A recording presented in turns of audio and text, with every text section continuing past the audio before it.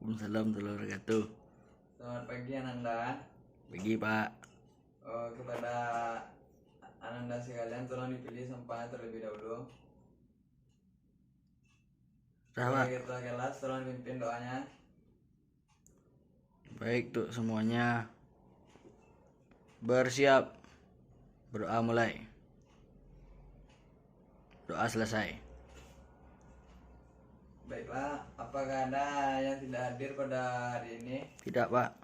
Baik, kita akan lanjut saja kepada materi kita pada hari ini. Jika memang tidak ada yang tidak hadir, baiklah kita akan masuk saja kepada materi kita pada minggu ini. Lebih tepatnya pada hari ini materi kita yaitu tentang manajemen. Sebelum masuk kepada materi mengenai manajemen, saya ingin tahu terlebih dahulu apakah masih ada Ananda sekalian yang masih ingat dengan materi kita minggu lalu. Masih Pak. Ya, silakan. Tentang kerjasama ekonomi internasional. Kerjasama merupakan suatu kegiatan yang memiliki tujuan tertentu sesuai dengan kesepakatan bersama. Kerjasama ini meliputi banyak kegiatan seperti bisnis, bahkan tujuan lainnya. Kerjasama ini diperlukan oleh negara agar dapat menjalin hubungan yang erat antar beberapa negara, Pak. Baik, benar sekali. Silakan beri aplaus kepada temanya.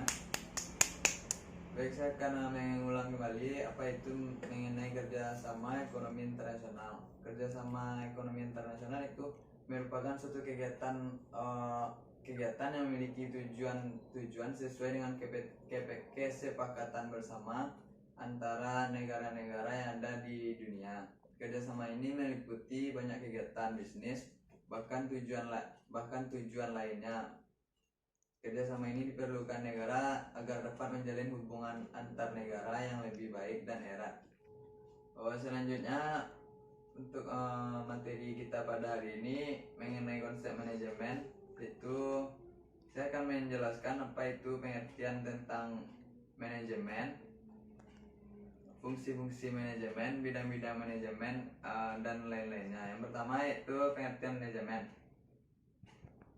Manajemen di sini jika diartikan secara umum adalah sebuah ilmu atau seni yang bisa dikatakan untuk merancang, merencanakan, mengorganisasikan, serta mengawas untuk berbagai usaha baik para anggota usaha itu sendiri maupun penggunaan sumber daya organisasi. Hal ini bertujuan untuk mencapai ketetapan yang telah ditetapkan sebelumnya. Dengan kata lain, manajemen bisa juga diartikan sebagai seni. Manajemen adalah seni, yaitu sebuah seni untuk menyelesaikan kegiatan-kegiatan dengan cara melakukan sebuah kerjasama dengan anggota maupun pihak-pihak lain. Maka dapat ditarik kesimpulan mengenai apa yang dimaksud dengan manajemen, yaitu proses perencanaan, pengorganisasian, pelaksanaan, dan pengawasan dalam mengelola sumber daya yang berupa manusia, uang, material, metode, mesin, pasar, dan informasi untuk mencapai tujuan yang efektif dan efisien. Selanjutnya yaitu ada tingkatan manajemen. Tingkatan manajemen adalah susunan atau gambaran dari manajemen itu tersendiri yang berupa sebuah tingkatan yang terdiri dari yang paling atas yaitu ada top management, yang kedua ada middle management, dan yang terakhir yaitu ada lower management. Top management merupakan jenjang tertinggi yang berisikan manajemen, senior eksekutif, CEO, presiden, dan vice president. Manajemen tingkat ini bertanggung jawab terhadap perusahaan secara keseluruhan. Tugas mereka ialah menetapkan tujuan, strategi, dan kebijakan perusahaan yang kemudian diterjemahkan oleh manajer bawahannya. Selanjutnya yaitu manajemen tingkat 2 yaitu middle management. Middle management di sini memiliki tugas mengawasi beberapa unit kerja, menerapkan rencana sesuai dengan tujuan dan tingkatan yang lebih tinggi. Contoh middle management ini adalah kepala klinik rumah sakit, dekan di kampus, dan manajer di pabrik. Selanjutnya itu ada tingkatan paling bawah pada tingkat manajemen, yaitu lower management. Tingkatan ini merupakan tingkat paling bawah dalam suatu organisasi. Tugasnya yaitu memimpin dan mengawasi tenaga-tenaga operasional, misalnya supervisor dan mandor. Selanjutnya ada fungsi-fungsi manajemen. Fungsi-fungsi manajemen menurut George R. Terry menjelaskan bahwa fungsi manajemen terdiri dari planning, organizing, actuating, dan controlling. Langsung saja, yang pertama yaitu adalah planning atau perencanaan. Planning di sini merupakan proses dasar dalam manajemen untuk menentukan tujuan langkah-langkah apa saja yang harus dilakukan ke depannya. Adapun manfaat dari kita melakukan planning di sini yaitu yang pertama, tugas menjadi tepat sasaran. Yang kedua, meminimalisir peluang kesalahan. Dan yang ketiga, sebagai pedoman kegiatan. Dan yang terakhir, sebagai kesatuan visi dan misi yang sama. Selanjutnya yaitu ada organizing atau pengorganisasian. Organisasi atau pengorganisasian adalah proses pengelompokan orang-orang, alat-alat, bahkan tugas-tugas yang merupakan tanggung jawab dari segala kesatuan, sehingga tercipta wewenang dan kesatuan dalam rangka mencapai tujuan. Manfaat melakukan pengorganisasian ini yaitu yang pertama adalah pembagian tugas, yang kedua menspesialisasikan tugas, dan yang terakhir membantu anggota mengetahui tugas dan tanggung jawabnya masing-masing. Yang ketiga yaitu actuating atau pelaksanaan. Pelaksanaan adalah fungsi untuk menggerakkan orang-orang supaya bisa bekerja dengan tujuan yang sudah ditetapkan. Dalam melakukan pelaksanaan kepemimpinan ini terdapat 3 gaya pelaksanaan. Yang pertama yaitu gaya dalam pelaksanaan otoriter, yang kedua gaya dalam pelaksanaan demokrasi, dan gaya dalam pelaksanaan kepemimpinan yang bebas. Selanjutnya yaitu ada controlling atau pengawasan. Pengawasan adalah fungsi manajemen untuk mengoreksi kesalahan yang telah terjadi demi tercapainya suatu organisasi. Henry Fayol sendiri mendefinisikan pengawasan adalah sebuah tindakan meneliti apakah segala sesuatu sudah tercapai atau berjalan dengan tujuan yang sudah ditetapkan pada awalnya. Selanjutnya ada unsur-unsur manajemen. Setelah fungsi-fungsi tadi, agar manajemen bisa terlaksanakan dengan baik dibutuhkan unsur-unsur manajemen yang terdiri dari yang pertama yaitu manusia atau sumber daya manusia, yang kedua money atau uang, yang ketiga ada material atau bahan baku, yang keempat ada peralatan mesin, dan yang kelima ada metode, dan yang keenam ada pasar.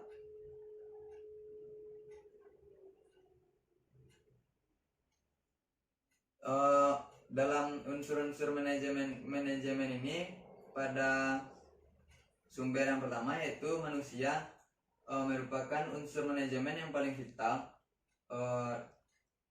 Unsur manajemen yang paling vital karena manusia yang membuat perencanaan dan mereka pula melakukan proses untuk mencapai tujuan tersebut. Tanpa adanya sumber daya manusia maka tidak ada proses kerja. Proses kerja. Dan yang kedua yaitu uang. Dengan ketersediaan uang atau dana, maka manajemen perusahaan akan lebih leluasa dalam melakukan sejumlah efisiensi untuk mencapai tujuan sampai akhir. Dengan tujuan pertamanya yaitu untuk memperoleh laba dengan semaksimal mungkin. Selanjutnya yaitu ada bahan baku. Ketersediaan bahan baku atau material sangat vital dalam proses produksi. Tanpa bahan baku, perusahaan manufaktur tidak bisa mengolah sesuatu untuk dijual. Selanjutnya ada peralatan mesin yang untuk mengolah bahan baku menjadi barang jadi, sehingga dibutuhkannya peralatan mesin ini agar bisa terciptanya barang jadi atau bahan baku. Dengan adanya mesin maka waktu yang dibutuhkan untuk memproses produksi akan semakin cepat dan lebih efisien. Selanjutnya metode. Dalam menerapkan manajemen untuk mengelola sejumlah unsur-unsur di atas, dibutuhkan suatu metode atau standar operasional prosedur yang baku. Dan yang terakhir ada pasar. Setelah melakukan semua unsur-unsur sebelumnya, maka konsumen atau pasar merupakan elemen yang sangat penting pada bagian akhir. Tanpa permintaan dari pasar, maka proses produksi akan terhenti dan segala aktivitas perusahaan akan berhenti atau vakum. Dan yang terakhir yaitu bidang-bidang manajemen. Bidang-bidang manajemen ini terdiri dari 5 bidang. Bidang yang pertama yaitu manajemen produksi, yang kedua manajemen pemasaran, dan yang ketiga manajemen keuangan, yang keempat manajemen personalia, dan yang kelima adalah manajemen administrasi.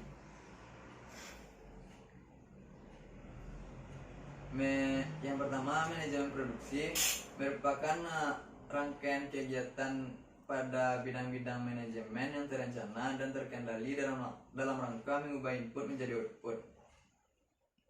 Selanjutnya, manajemen pemasaran. Manajemen pemasaran ialah kegiatan pengaturan secara optimal dari fungsi pemasaran supaya kegiatan pertukaran atau penyampaian barang dari produsen kepada konsumen bisa berjalan lancar dan memuaskan. Selanjutnya ada manajemen keuangan. Manajemen keuangan adalah manajemen yang berhubungan dengan langkah-langkah guna mendapatkan dana yang dibutuhkan dan bagaimana penggunaannya dalam rangka mencapai tujuan. Dan yang keempat ada manajemen personalia. Manajemen personalia ini merupakan fungsi manajemen yang bertanggung jawab terhadap sumber daya manusia yang terlibat dalam sebuah kegiatan pada perusahaan.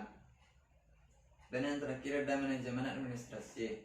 Manajemen administrasi memberi perhatian pada pemberian layanan di bidang administrasi, penggunaan alat yang efektif, dan kemudahan pada bidang-bidang lainnya. Baik, sekian materi kita pada hari ini.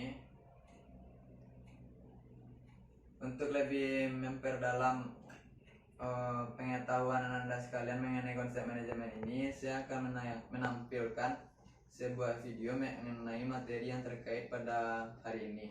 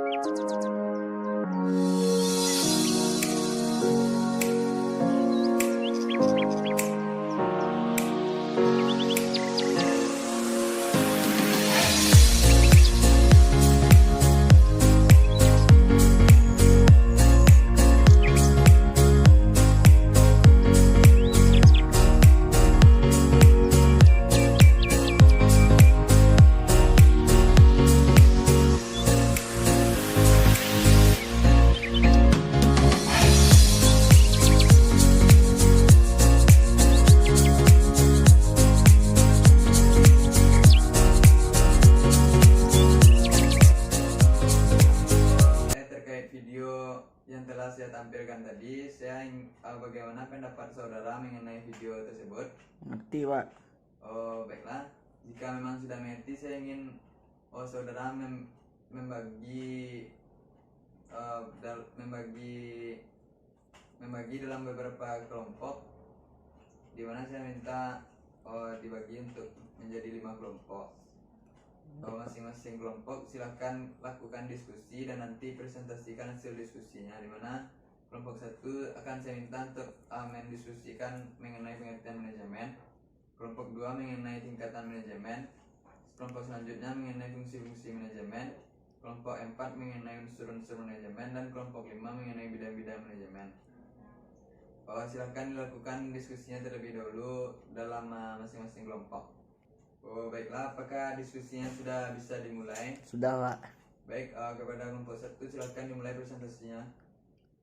Baik, perkenalkan Pak, nama saya Muhammad Alif Nurza dari kelompok 1, ingin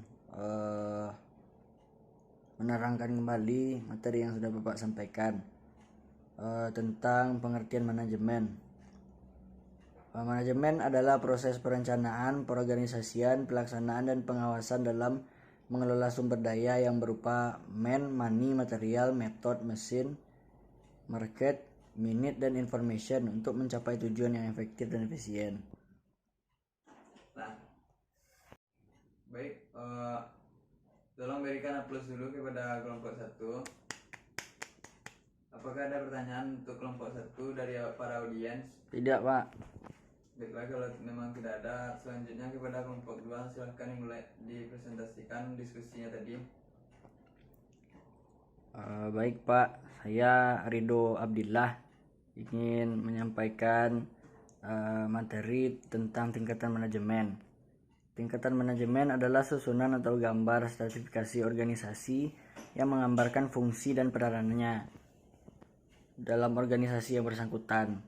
Secara umum ada 3 tingkatan manajemen yang umumnya terjadi pada perusahaan atau organisasi. Itu yang pertama top manajemen, middle manajemen, dan lower manajemen. Baik Pak, terima kasih Pak. Baik, berikan plus dulu kepada kelompok 2. Selanjutnya, apakah ada pertanyaan mengenai tingkatan manajemen kepada kelompok 2? Tidak Pak.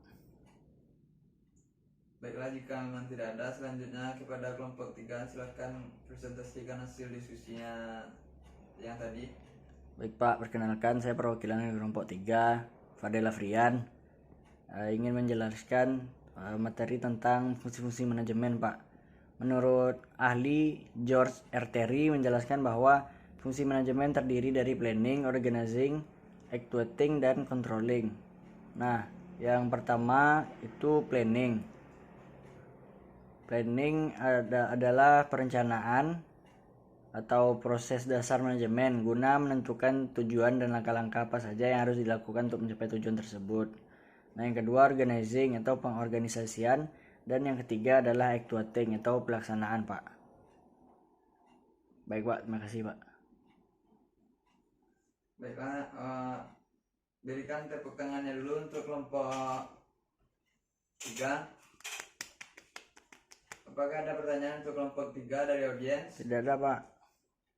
Baiklah, selanjutnya kepada kelompok selanjutnya silakan dipresentasikan hasil diskusinya yang tadi. Baik Pak, saya dari kelompok 4, Dewa Mahendra Pak, ingin menyampaikan materi tentang unsur-unsur manajemen Pak.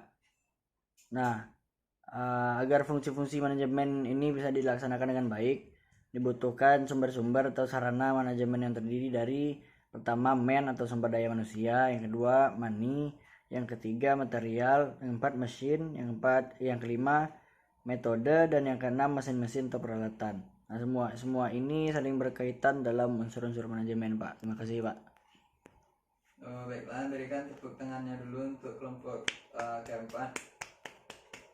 Saya rasa tidak akan ada pertanyaan dari para audiens untuk kelompok 4. Selanjutnya kepada kelompok terakhir untuk mempresentasikan hasil diskusinya tadi. Baik Pak, saya dengan kelompok 5. Perkenalkan, nama saya Al Mahdi Pak.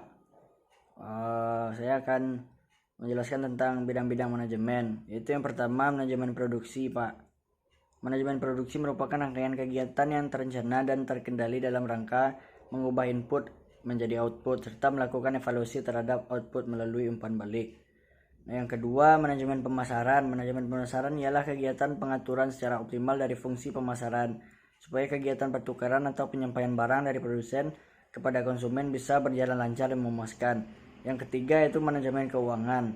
Manajemen keuangan adalah manajemen yang berhubungan dengan langkah-langkah guna mendapatkan dana yang dibutuhkan dan bagaimana penggunaannya dalam rangka mencapai tujuan. Nah, yang keempat manajemen personalia dan yang kelima adalah manajemen administrasi, Pak. Materi kita pada hari ini mengenai konsep manajemen, di mana kita telah membahas yang pertama yaitu pengertian manajemen, yang kedua fungsi-fungsi manajemen, yang ketiga unsur-unsur manajemen, dan yang terakhir yaitu bidang-bidang manajemen. Dari pembelajaran kita hari ini mengenai konsep manajemen, apakah ada anda sekalian yang ingin bertanya mengenai pelajaran kita hari ini? Tidak, Pak.